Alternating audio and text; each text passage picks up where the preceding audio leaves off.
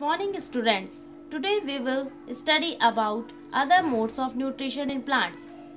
So students, let us know about those plants which do not have chlorophyll and cannot prepare their own food like plants.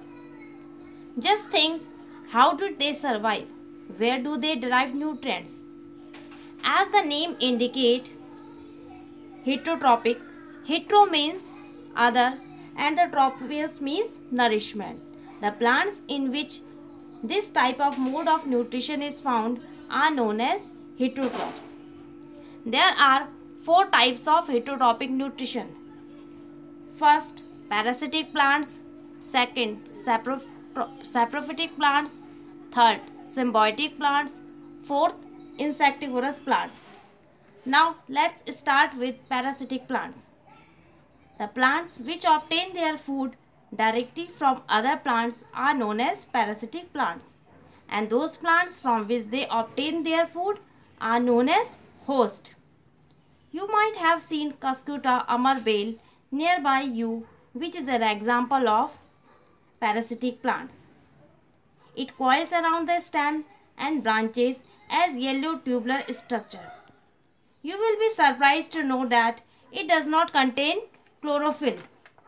So it takes ready-made food from the plant on which it is climbing. The plant on which it climbs, it is known as host. Now the second type is saprophytic plants. When you go to a vegetable shop, you might have seen packets of mushrooms sold in it. Besides that, sometimes you may also have seen fluffy umbrella-like patches growing on the soil, especially in rainy season. But do you know how these organisms get nutrition? Students, these organisms are known as fungi and they get their nutrition from dead and decaying matter. They secrete digestive juices and convert into a solution.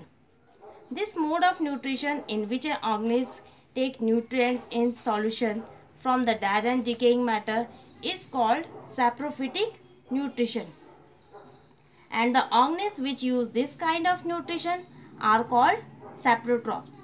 Thus we can say that fungi are saprotrophs.